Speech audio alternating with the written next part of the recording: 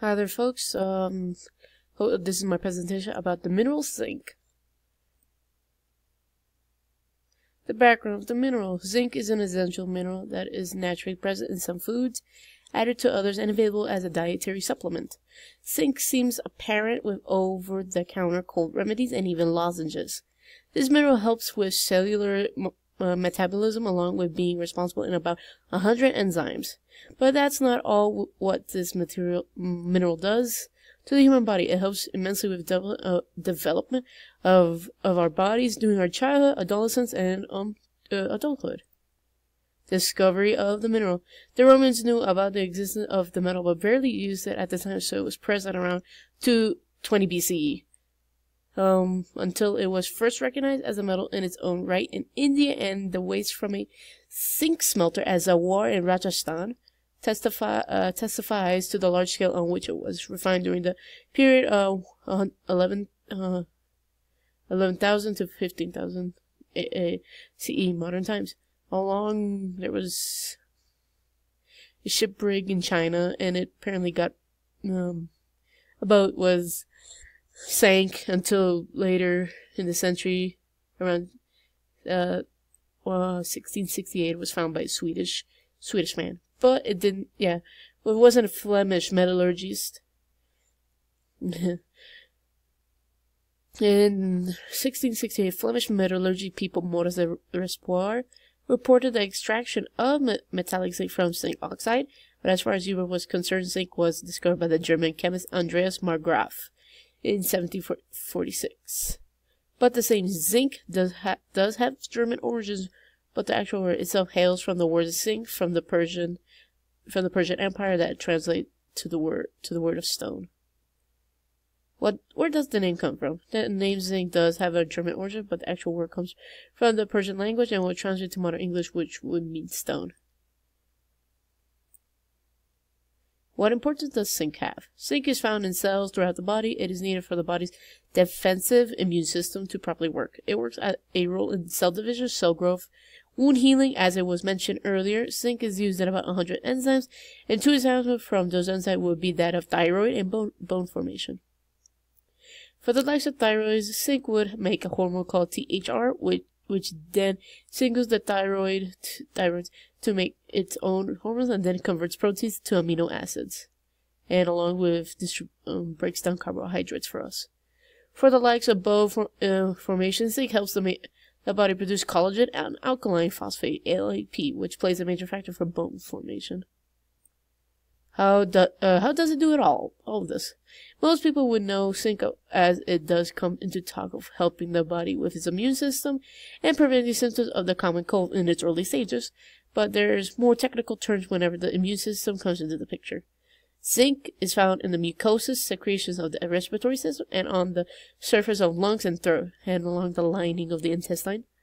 It has an antimicrobial effect, so it helps to kill inhaled bacteria and viruses before they get a chance to take a hold.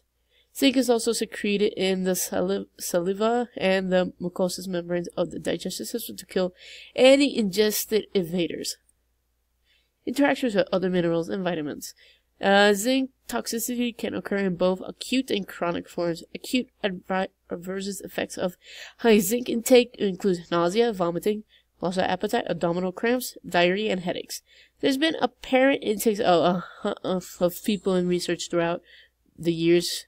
150 to 450 milligrams of zinc per day have been seen with likes of chronic effects as of low copper status, altered iron function, reduced immune system function, and reduced levels of high-density lipoproteins.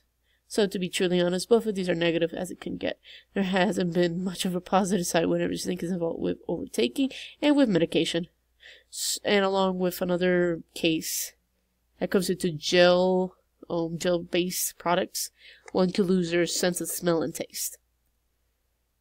Recommendation for food consumption. Oysters will be your best option for obtaining the recommended amount for zinc, but it has to be about 3 ounces to achieve. Unless a person isn't really into seafood, they could try eating a big chunk roast, but it proved them such a great amount of zinc, but it will only provide the minimum.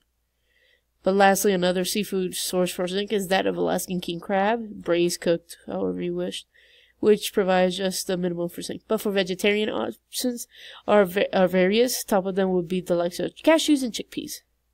We have a graph right here that says, oysters beat all of them. Milligrams per serving and the DV percent. Conclusion. Most minerals for the human body as are quite important, like that of zinc, because it is such thing as zinc deficiency, which could cause some temporary yet chronic conditions later on in life. But when it comes into that, zinc plays a major factor with our immune systems to combat viruses and even help us break down carbohydrates for the least of our problems. Which comes to the conclusion one should be mindful about their zinc consumption and perhaps be on a gray area or deposited side of the mineral. Zinc was known in Roman times, but it was never used until later, around 1746, by a German chemist named Andreas Marggraf, and from then on was known as a mineral.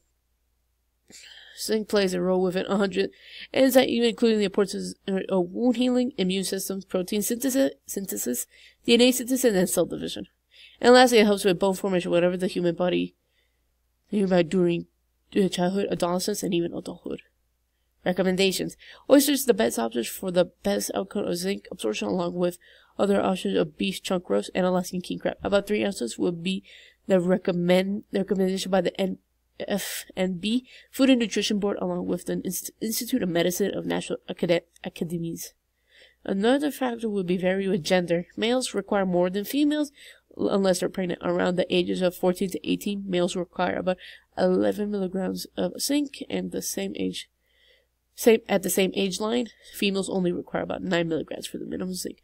But when pregnancy comes around, lactation, women might need around more zinc than ever, about 11 milligrams, same as males, or to 12 even.